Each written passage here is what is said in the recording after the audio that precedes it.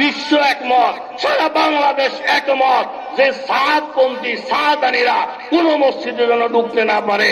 আপনারা দেখছেন পত্রিকার খবর, এই স্বরাষ্ট্র মন্ত্রণালয় থেকে প্রজ্ঞাপন জারি হয়ে গেছে।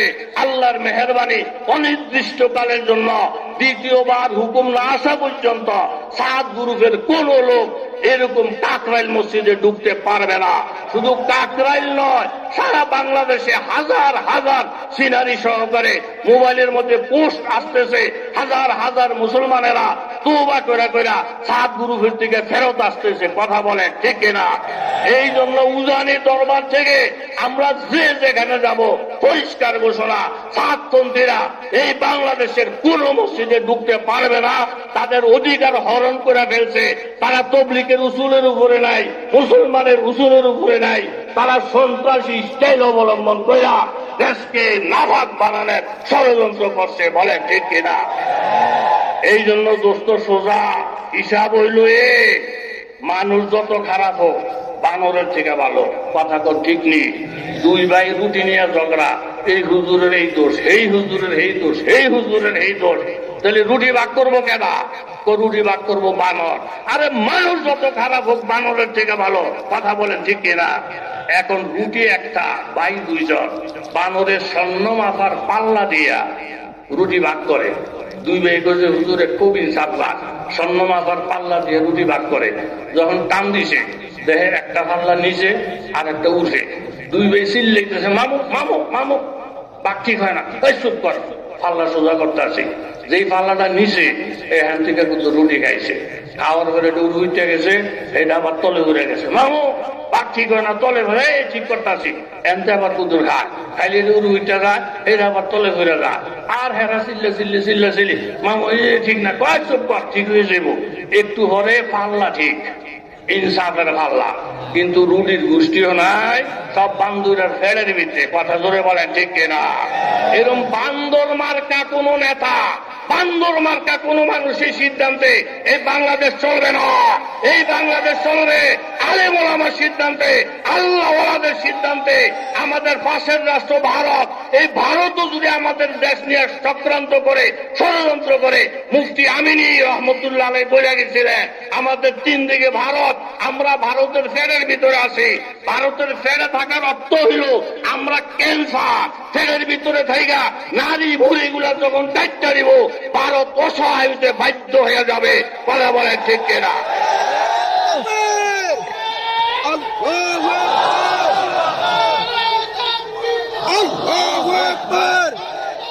এই জন্য দোস্ত, উজানির ময়দান আল্লাহ ওয়ালাদের ময়দান, এরকম পীর মাসে একটা ময়দান। উজানির দরবার নিয়া, কোন আল্লাহ ওয়ালার দরবার নিয়া কেউ কোন রকমের মুখ কুশাই লব কুশাই করবেন না। উজানির সাথে যার সম্পর্ক ভালো থাকবে আল্লাহ তারে তরাক্কি দিবে। বাঁকা চোখে দেখবেন চোখটা নষ্ট হয়ে যাবে, বাঁকা চোখে দেখবেন চোখটা অন্ধ হয়ে যাবে। জোরে বলে ঠিক কিনা? কাজে বর্তমান জমানায় আমরা সব ঐক্যমত হইতে হবে। স্বামী স্ত্রী দুইজনের মধ্যে ঝগড়া, স্বামীতে একরকম, স্ত্রী আরেক রকম, দুইজনের দুই দল। স্বামী বহু বুঝাইছেন, বিবি দলাদলি থো, তুমি আর আমি এক হয়ে যাই। কোন ওয়াজ নসিহত তাবিজ তোমার কিছুতে বিবি হেদায়েত হয় না। স্বামীর মনে কষ্ট। হঠাৎ করে একদিন রাত্র গভীর, স্ত্রী তার রুমের থেকে উঠা স্বামীরে জড়াইয়া ধরছে। স্বামীকে, আল্লাহ এই সুরটা এতদিন ধরে হেদায়েত হয়েছে, আল্লাহ আমার বউটার হায়াত দাও, আমার বউরে সুস্থ করো। বেরিয়ে গেই কতর কতর কম করো। ওই কি ঘরের মধ্যে চোর ঢুকছে।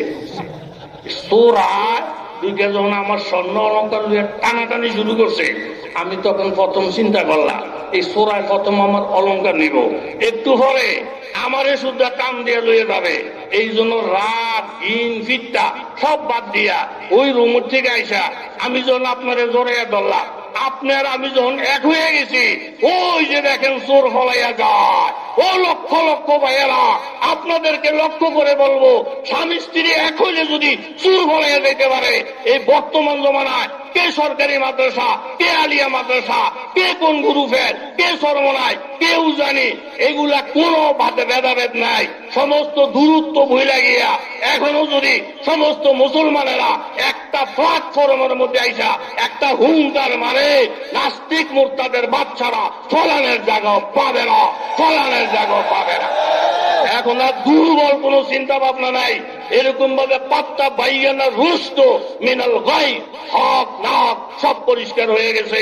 এখন বুঝা গেছে আলেমের গ্রুপে যে তবলিগলারা এরা হলো হক, আলেমের বিরোধিতা যারা করে এরা হলো না হক। কথা বলে ঠিক কিনা?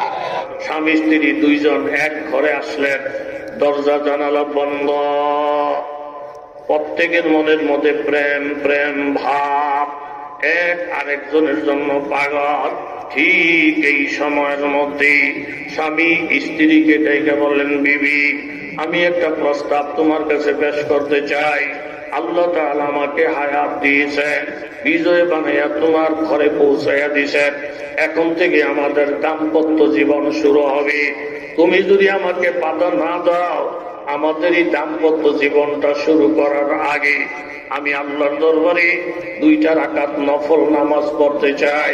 ছোট্ট ছোট্ট সূরা দিয়ে পড়ব, বেশি লম্বা করব না, কারণ তোমার ধৈর্যের ব্যাঘাত ঘটবে। কথাটা শুই না বিবি অনেক খুশি হয়ে গেলেন। স্বামী আমার মনের কথাটাই আপনি বলছেন, আমিও 2 রাকাত নফল নামাজ পড়ব, ছোট্ট সূরা দিয়ে পড়ব, লম্বা করলে আপনি ধৈর্য ধরতে পারবেন না।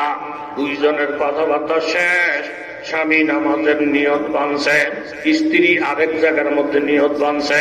স্বামী নামাজের জন্য দাঁড়াইয়া যখন সূরা কেরাত আরম্ভ করে দিয়েছেন, আল্লাহর মারিফতের সাগরে যখন ডুব দিয়ে ফেলছেন, সূরা কেরাতের মজা পাইয়া এক সূরা যখন শেষ হয়ে যায় আরেক সূরা আরম্ভ করলেন, ওই সূরা যখন শেষ হয়ে যায় আরেক সূরা আরম্ভ করলেন।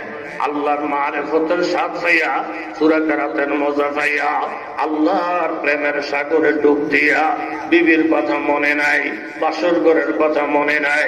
লম্বা নামাজ পড়া 2য় রাকাতের সিজদার মধ্যে যখন গেছে, হঠাৎ করে শোনা যায় মসজিদে নববীর থেকে হযরতে বেলালের কণ্ঠে ফজরের আযান শোনা যায়। সাথে সাথে স্বামী পেরেশান, হে আসমানের মালিক আল্লাহ, সিজদার হালাতে ফজরের আযান শোনা যাইতেছে। তাড়াতাড়ি করে নামাজ শেষ কইরা নিজে নিজে লজ্জিত হয়ে গেলেন, আল্লাহ আমি আমার বিবির কাছে কি জবাবটা দিব? ও আসমানের মালিক, তোমার প্রেমের স্বাদ পাইয়া সিজদার হালাতে রাত্র শেষ হয়ে গেছে, আমার বিবি না জানি কতবার আমার দিকে চোখে মারছে, আমাকে দেখার জন্য ইন্তজার করছে, বিবির মনে না জানি কত কষ্ট জমে গেছে। আল্লাহ তুমি তো জানো, তোমার প্রেমের মজা পাইয়া বিবির প্রেমের কথা মনে নাই। চোখের পানিগুলো মুইসা আস্তে আস্তে যখন বিবির রুমে গেছে, বিবির রুমে গিয়ে দেখেন বাবা বিবির নামাজ এখনো শেষ হয় না। বিবির সিজদার হালাতে দেখা যায়, তাইকে বলেন বিবি গো আমার, আল্লাহর কসম মসজিদের মধ্যে ফজরের আযান শুরু হয়ে গেছে। বিবি মনে মনে লজ্জিত হইয়া নামাজটা শেষ কইরা স্বামীর পায়ের মধ্যে পড়ে গেছে। স্বামী গো আমার, আজকে সারাটা রাত্রি না জানি আপনার কত কষ্ট হয়েছে, বারবার আমার দিকে নজর করছে, বারবার আমার ইন্তজার করছে, কিন্তু আল্লাহর কসম নামাজের মধ্যে দাঁড়াইয়া মাবুদের প্রেম যখন অন্তরে ঢুকে গেছে, মাবুদের প্রেমের মজা যখন পেয়ে গেছি, দুনিয়ার প্রেমিকের কথা ভুইলা গেছি, স্বামী আমাকে মাফ করে দেন। স্বামী একটা মুস্কি হাসি দিয়ে বললেন, বিবি গো আমার, আল্লাহর জাতের কসম খেয়ে বলছি, যেই মাবুদের প্রেমের মধ্যে পয়রা স্বামীর কথা মনে নাই, ওই মাবুদের প্রেমে পয়রা আমারও তোমার কথা মনে নাই। এই কথাটাই আমার আল্লাহ বলছেন, নেককার পুরুষের জন্য নেককার বিবি হওয়া দরকার, আর খবিশের জন্য খবিশ হওয়া দরকার। এই যে নামাজের মজা, এই যে ইশক আর প্রেম, এটা একমাত্র নবীজির সোহবতের বরকত। করে বলেন ঠিক কিনা? হযরতে বুরাইদা আসলামী রাদিয়াল্লাহু একজন সাহাবী নবীর দরবারে এসে বলেন, ইয়া রাসূলুল্লাহ, আমি বিবাহের উপযুক্ত একজন সাহাবী, বহু জায়গায় বিবাহ প্রস্তাব করেছি, কিন্তু আমি আশা অনুযায়ী পাত্রী পাই নাই। বিবাহ না করলে যদি চলে তাহলে আমি বিবাহ করলাম না, আর যদি বিবাহ করাই লাগে আমার পরামর্শদাতা, আমার আকা, আমার মশওয়ারাদাতা মুহাম্মদুর রাসূলুল্লাহ নবী যা বলবেন এটাই হবে আমার কর্মসূচি। আল্লাহ নবী বললেন, বুরাইদা নবীর কথায় চলবা তো? বলে হা। তাহলে আমি তোমাকে একটা শর্ত দিলাম, 1 নম্বর সুন্দরী, 1 নম্বর দিনদার, 1 নম্বর জমিদার। এই 3টা শর্ত মোতাবেক সুন্দরী মেয়ে, দিনদার মেয়ে, জমিদারের মেয়ে যেখানে পাইবা ওই মেয়ের বাবাকে আমার সালাম জানাইয়া বলবা, ওনার সুন্দরী মেয়েটা যেন তোমার কাছে বিবাহ দিয়া তোমাকে জমিদার বাড়ির জামাতা বানিয়ে নেয়। আর বইল এটা আল্লাহর নবীর পয়গাম, আল্লাহর নবীর সিদ্ধান্ত। সাহাবী ডাইনে বামে না গিয়া এই 3 শর্ত যেই ফ্যামিলির মধ্যে পাওয়া গেছে, ওই জমিদারের বাড়িতে ঢুইকা মেয়ের বাবাকে সালাম জানাইয়া বললেন, আপনার মেয়ে নাকি বড় রূপসী সুন্দরী, আপনি নাকি জমিদার, আপনার মেয়েও নাকি দিনদার। এই 3 শর্তর সাথে মিলাইয়া আল্লাহর নবী প্রস্তাব দিয়ে পাঠাইছে, আপনার সুন্দরী মেয়েটা আমার কাছে বিবাহ দেওয়ার জন্য। কথাটা শোনার সাথে সাথে মেয়ের বাবা বললেন, আমি তো মেয়ের বাবা, আমি তো একজন অভিভাবক, তুমি যে কথাটা বলতেছো বুরাইদা, এটার সত্য কোন তথ্য তো আমার কাছে নাই, এটা নবী তো আমাকে বলে নাই, কাজে কথাটা বাড়াইও না। আমার মেয়েকে বিবাহ দেওয়ার জন্য কত জমিদারেরা পর্যন্ত লাইন ধরে আছে, সাহস পায় না। তোমার মতো একজন নিরীহ সাহাবী নবীর দোহাই দিয়া আমার বাড়িতে বিবাহ করতে চাও, যেই রাস্তা দিয়ে আসছ ওই রাস্তায় চলে যা, কথাটা বাড়াইও না। ওরাইটা মন বেজার হইয়া ঘর থেকে যখন রওনা দিলে, ওই রুমের থেকে মেয়েটা বাবারে ডাকতে বলেন, বাবা একজন সাহাবী হাস্যোজ্জ্বল বদনে এই ঘরে ঢুকছিল, কানতে কানতে এই রুম থেকে বাহির হয়ে গেল। লোকটাকে কি জন্য আসছিল? বলে, মা বুরাইদা আসলামী বিবাহ প্রস্তাব নিয়ে আসে। কত বড় কলিজা, তোমার মতো মেয়ের বিবাহ প্রস্তাব নিয়ে আসে। শোনার পরে রাগে ধমক দিয়া ছেলেটাকে বাহির করে দিছি। মেয়ে বলেন, বাবা এই লোকটা যে বাড়িতে আসলো মদিনার থেকে, উনি যে আমাকে বিবাহ করতে চায়, জমিদার বাড়ির জামাতা বনতে চায়, এটা কি ওনার সিদ্ধান্ত না কোন নবী মুহাম্মদুর রাসূলুল্লাহর সিদ্ধান্ত? কথাটা শোনার সাথে সাথে মেয়ের বাবা বলেন, না গো, আমি যতটুকু জানছি তোমার এটা ওনার নিজস্ব কোন পয়গাম না। সিদ্ধান্তদাতা বলে নবী মুহাম্মদুর রাসূলুল্লাহ সাল্লাল্লাহু আলাইহি ওয়াসাল্লাম। কথাটা শুই না সাথে সাথে মেয়ে বলেন, বাবা আল্লাহ নবী যদি সিদ্ধান্ত দিয়া পছন্দ কইরা এই পয়গাম পাঠাইয়া থাকে আমার জন্য স্বামী হবে এই লোকটা, তাহলে আসমানের নিচে জমিনের উপরে আল্লাহ নবীর থেকে পছন্দ করার মতো কোন মহামানব আজ পর্যন্ত আল্লাহ তাআলা বানায় নাই, আর বানাইবেন না। নবী যদি পছন্দ করে পাঠাইয়া থাকে, শরীয়তুহু তরিকাতুহু তামামি, শরীয়তুহু তরিকাতুহু তামামি, হাকিকাতুন বি মুহাম্মদ কি গোলামি। শরীয়ত তরিকত পীর মুরিদ হক, আর যত কিছু হক আসলে হলো নবীর গোলামি করা, নবীর ইত্তেবা করা। বাবা আল্লাহ নবী পছন্দ করে থাকলে নবীর পছন্দের উপরে পছন্দ করার এখতিয়ার আপনারও নাই, আমারও নাই। মেয়ের কথাটা শুই না বাবার হুশ আসে, বাবার জ্ঞান ফিরে আসে। মাগো তোমার কথাটাই যথাযথ, এক্ষুনি আমি নবীর দরবারে যাচ্ছি।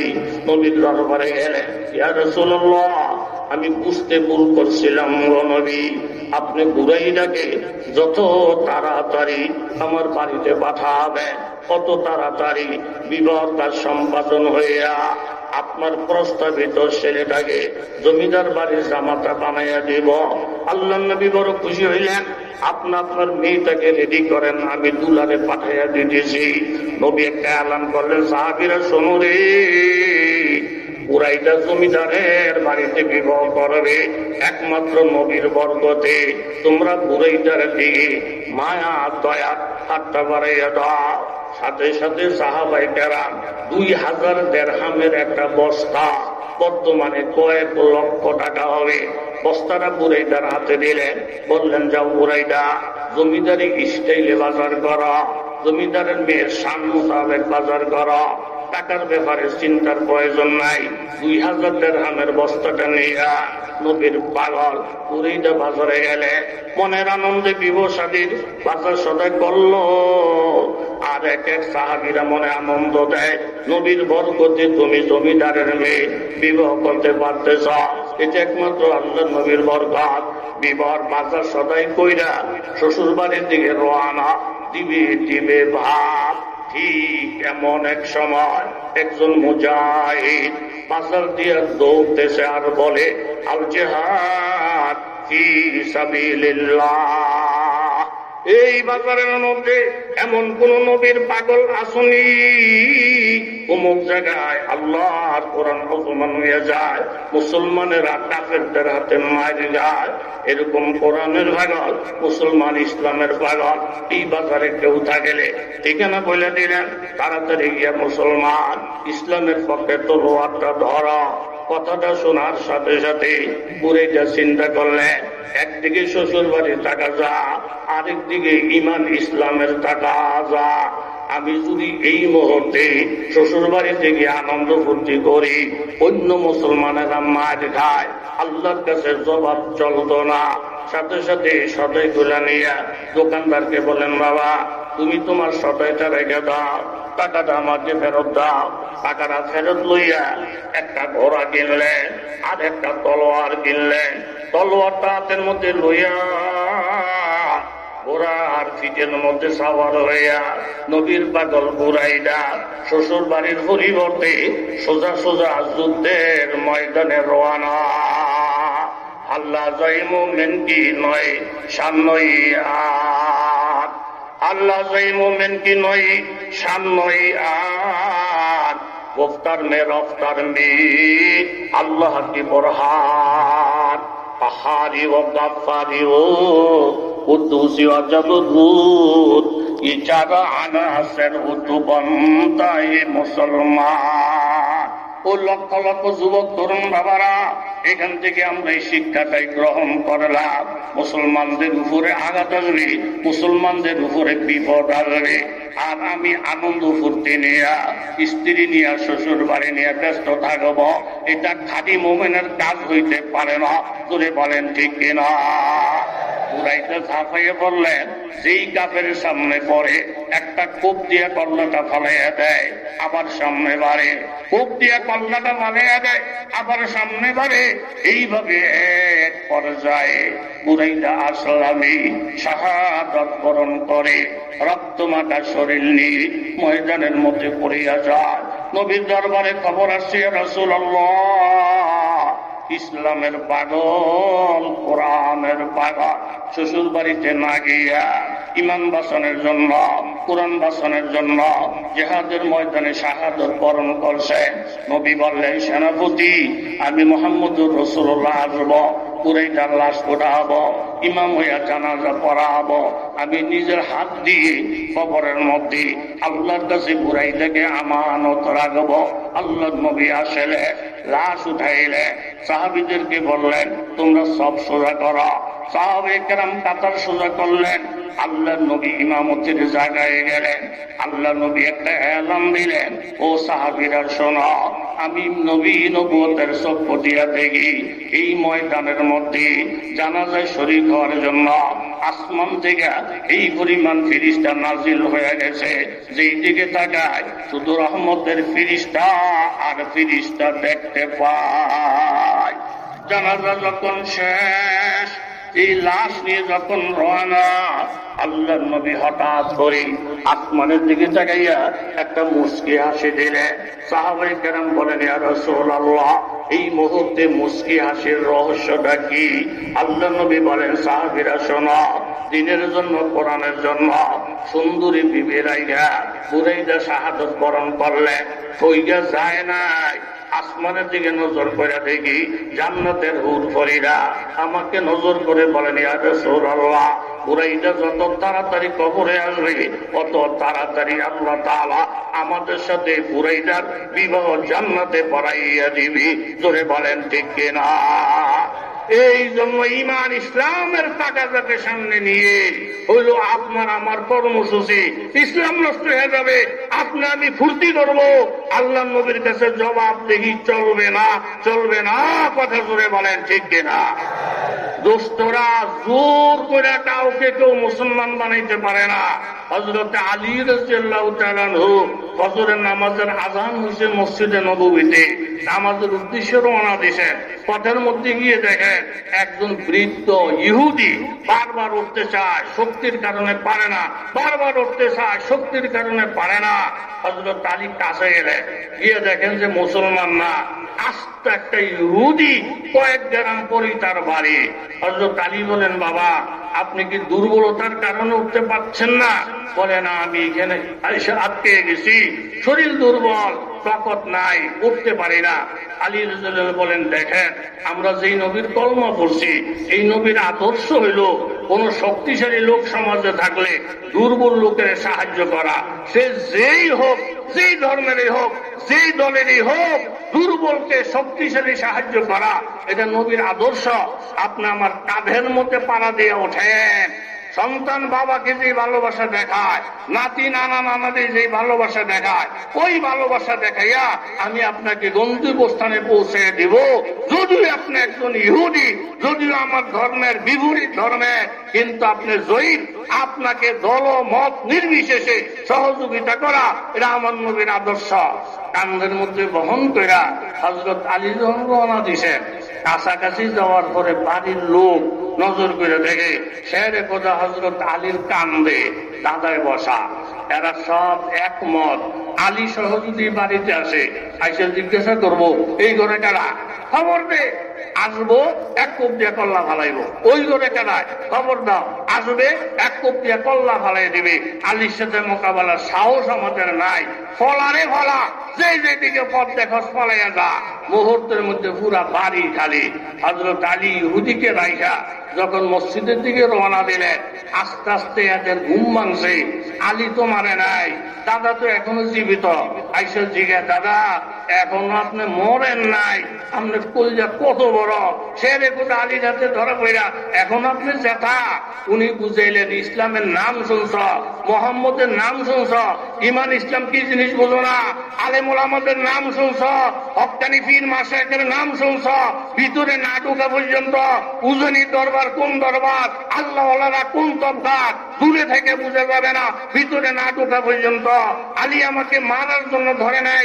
আলী যেই নবীর কলমা পড়ছেন, ইসলাম ও মুসলমানের আদর্শ হইল দুর্বলকে সাহায্য করা, সে যেই ধর্মেরই হোক। হযরত আলীর একটা আখলাকের কথা শুই না, পাড়া পড়িশি আশেপাশে সব লোক একমত হয়ে গেলেন, এটাই যদি মুহাম্মদুর রাসূলুল্লাহর আদর্শ হয়, কেন মুহাম্মদের বিরোধিতা করব, ইমান ইসলামের বিরোধিতা করব? চলেন কোথায় গেলে নবীকে পাওয়া যায়? বলে মসজিদে একসাথে হাজার হাজার লোক মসজিদে আইসা আল্লাহ নবীকে বলেন, ইয়া রাসূলুল্লাহ, আপনার সাহাবী হযরত আলীর একরামটা দেখা আমাদের মন ভরে গেছে, এই মুহূর্তে আমরা কলমা পড়া মুসলমান হয়ে গেলাম। বলেন সুবহানাল্লাহ। এই দাওয়াত ও তাবলীগের একটা মেহনত সারা বাংলাদেশে না, সারা বিশ্বের মধ্যে চলছে। এটা হক একটা মেহনত। কথা বলেন ঠিক নেই? পৃথিবীর এমন কোন দেশ নাই, এমন কোন জায়গা নাই যেই জায়গার মধ্যে দাওয়াত ও তাবলীগের মেহনত চলে না। মাওলানা ইলিয়াস সাহেব রহমতুল্লাহ আলাইহি দারুল উলুম দেওবন্দের সন্তান। এই দাওয়াত ও তাবলীগ একটা বাংলাদেশের মানুষের জন্য নয়, সারা বিশ্বের মানুষের জন্য দাওয়াত ও তাবলীগের মেহনত একটা নেয়ামত। কথা জোরে বলেন ঠিক কিনা? ইলিয়াস রহমতুল্লাহ আলাইহির উসুল হইল, তোমরা মাছ খাও, মাছ দিবা না, গালি খাও, গালি দিবা না। এইভাবে আলেমের ব্যাপারে ইলিয়াস রহমতুল্লাহর বক্তব্য মালফুজাতের মধ্যে কোন আলেমকে তোমরা তাবলীগের তশকিল করবা না, তাদের কাছে গিয়ে দেখা করবা, তাদের কাছ থেকে দোয়া চাইবা, তাদেরকে হাদিয়া দিবা, আমার জানা মতো জীবনে কত তবলিগ লাগো কলা, কত তবলিগ লাগো বিস্কুট, কত তবলিগ লাগো হাদিয়া জীবনে যে আমরা ভোগ করছি এটার হিসাব দিয়ে শেষ করা যাবে না। তবলিগের অর্থ হইল আলেমদের প্রতি ভালোবাসা, আলেমদের প্রতি মহাব্বত। তাহলে ইলিয়াস রহমতুল্লাহ রসুল হইল গালি খাইবা গালি দিবা না, মার খাইবা মার দিবা না, আলেমদের সাথে সুসম্পর্ক রাখবা। এই আদর্শের উপরে যোগের পর যোগ দাওয়াত ও তবলিগের মেহনত চলছে বাংলা সহ সারা পৃথিবীতে। কথা জোরে বলেন ঠিক কিনা? এরকম বেদাতিরা তবলিগওয়ালাদেরকে গরম চুলা মাথার মধ্যে উঠে দিছে, উল্টা গিয়ে ওই বেটার কাছে হাত ধরে মাপ চাইছে। আপনি যে আমারে থাপ্পড় দিছেন, আপনি হাতে ব্যথা পাইছেন, আমারে মাফ করে দেন। আপনি যে লাথি মারছেন, আপনি পায়ে ব্যথা পাইছেন, আপনি আমারে মাফ করে দেন। তাহলে গালি খাওয়া, এইভাবে মায়ের খাওয়া, খাইবো মায়ের দিব না, আলেমদেরকে শ্রদ্ধা করবো, এটা হলো দাওয়াত ও তাবলীগের উসুল। কথা ধরে বলেন ঠিক কিনা? এখন ঠান্ডা মাথায় আমি আপনাদের কাছে জানতে চাই, এই চলতি মাসে 17 তারিখ দিবাগত রাত্রে টঙ্গীর ইজতেমার ময়দানে ঘুমন্ত অবস্থায় 4 জন মানুষকে এরকম ভাবে গলা কাইটা ফেক ফাইরা ঠ্যাং আলাদা কইরা 4 জন মানুষকে যারা শহীদ করলো, হাজার হাজার মুসলমানের হাত পাও ভাইয়া পুরা কইরা সাফের ওইভাবে পিটায় না যেইভাবে মুসলমান গুলারে পিটানো হইলো, আলেমদেরকে পিটানো হইলো। এর আগে 2017 সালের এরকম 1 ডিসেম্বর হাজার হাজার আলেমদেরকে পিটাইয়া ছোট ছোট মাদ্রাসার তলিবুল ইলমদেরকে গাছ ধরে ধরে তুরাগ নদীর মধ্যে ডুবাইয়া দেওয়ার যারা চেষ্টা করলো, আমার তাবলীগের সাথে কোনো বিরোধিতা নাই, ব্যক্তির সাথে আমার কোনো আক্রোশ নাই। আমি এই কথাটা জানতে চাই, যেই তাবলীগের নাম দিয়া ঘুমন্ত মানুষের শহীদ করে দেয়, যেই তাবলীগের নাম দিয়া নিরীহ মানুষের উপরে আঘাত করে, এরা কি দাওয়াতে তাবলীগের পক্ষের কেহ না এরা সন্ত্রাসী? এখন আমরা না, সারা পৃথিবীর থেকে আওয়াজ আসছে। এই উলামায়ে কেরাম আপনাদের হাতে পায়ে ধরে অনুরোধ করি, সারা পৃথিবী থেকে এক আওয়াজ আসছে, যারা মানুষ হত্যা করা তাদের জায়েজ মনে করে, শাবাবুল মুসলিমে ফুসুকুন কাফালুহু কুফরুন। আমরা জানি আল্লাহ নবী হাদিসে বলছেন, এক মুসলমান আরেক মুসলমানের গালি দেওয়া হইল কবিরা গুনাহ, এক মুসলমান আরেক মুসলমানের হত্যা করা হইল কুফরি গুনাহ। কেউ যদি একজন মুসলমানকে হত্যা করে ফাকা আন্নামা কতালান নাসা জামিআ, যেহেতু সব মুসলমান এক, একজন মুসলমানকে যে হত্যা করলো সে যেন সারা পৃথিবীর মুসলমানদেরকে হত্যা করলো। সারা পৃথিবী থেকে একটা আওয়াজ উঠছে এই কথার উপরে, 7 গ্রুপের নাম দিয়া ঘুমন্ত মানুষকে যারা হত্যা করে, আলেমদেরকে যারা পিটায়, সারাক্ষণ আলেমদের বিরুদ্ধে যারা গীবত শিকায়ত করে, এরা তাবলীগের পরিচয় দেওয়া তো দূরের কথা, মুসলমান হিসাবে পরিচয় দেওয়ার কাজও এরা করে না। এখন এই 7 গ্রুপের লোকদেরকে সারা বিশ্ব থেকে একটা আওয়াজ আসছে, এরা তাবলীগের নামে কলঙ্ক, তাবলীগটাকে ধ্বংস করার জন্য উল্টা পাল্টা কথা যেটা তাবলীগওয়ালারা জীবনে কোনোদিন বলে নাই, এরকম নতুন নতুন মাসালা দিয়া সাপ বাংলাদেশের মধ্যে যে ষড়যন্ত্র করতেছে, আমি সকলকে উদাত্ত আহ্বান জানাবো, 7 গ্রুপের লোকেরা তাবলীগের কেউ না, 7 গ্রুপের লোকেরা ইমান ইসলামের কেউ না। এরা যেই মসজিদে যাবে সেই মসজিদ থেকে তাদেরকে বয়কট করতে হবে, সব মসজিদের দরজায় দরজায় লেখা দিতে হবে 7 খঞ্জিরের বাংলাদেশের পুরো মসজিদে প্রবেশ করার অধিকার নাই। যেহেতু সারা বিশ্ব একমত, তারা এখন তাবলীগে নাই, তারা খুনি, তারা খুনি, তারা খুনি করে বলে।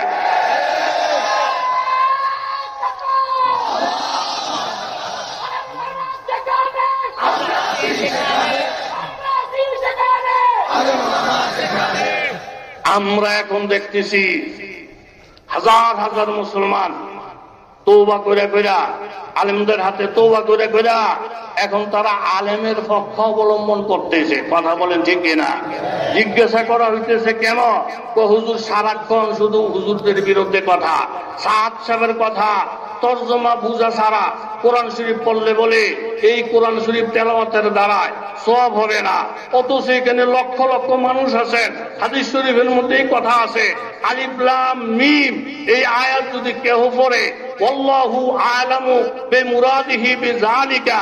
আলিফ লাম মিম এই আয়াতের অর্থ কেউ জানে না। সকল মুফাসসিরিনরা বলেন এই আয়াতের ব্যাখ্যা আল্লাহ ছাড়া কেউ জানে না।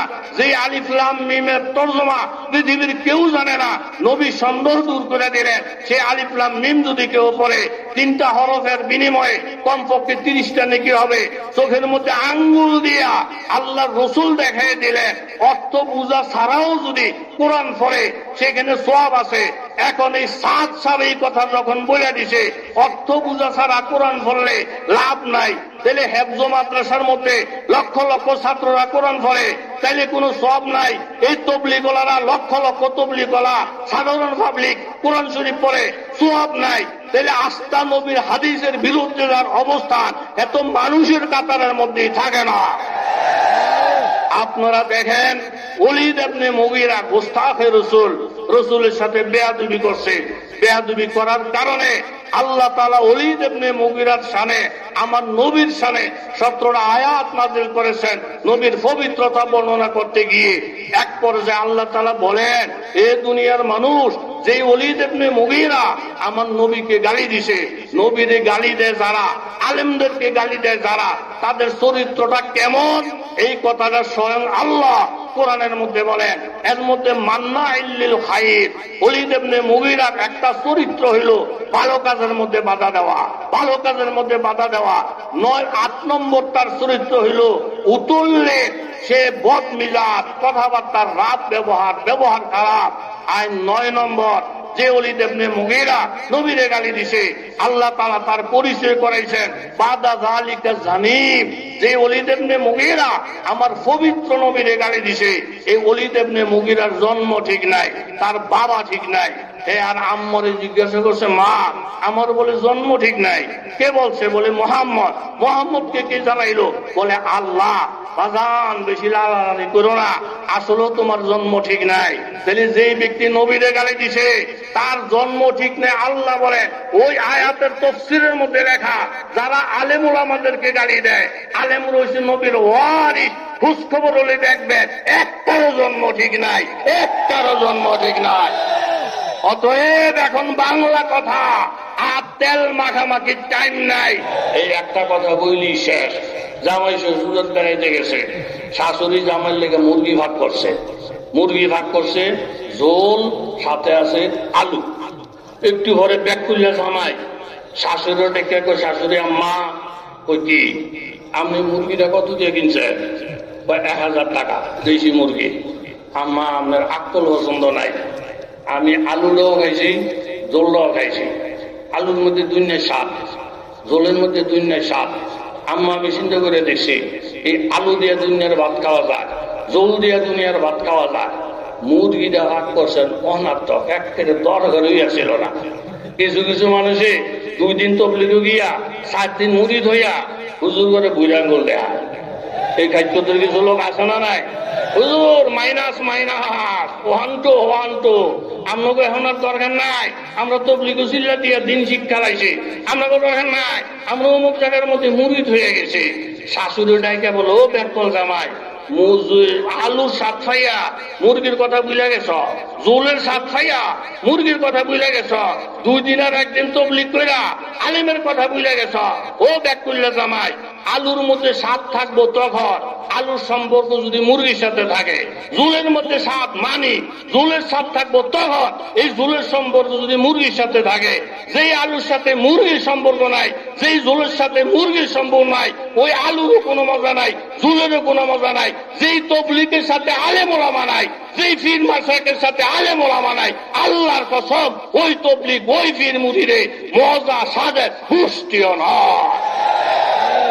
এই জন্য আমরা এখন পরিষ্কার, সব জায়গার মধ্যে আলেম লাগবে। আজকে আমি এক জায়গায় বলছি, বেশি বদর যদি করেন ভাগরি লইয়া সালসিলা দিছে, ঠান্ডা দিয়ে না সামনে দাঁড়া করে বলবো, পড়া বেড়া মাগরিবের নামাজ, পড়া তুই জুমার নামাজ, পড়া তুই জানাজার নামাজ।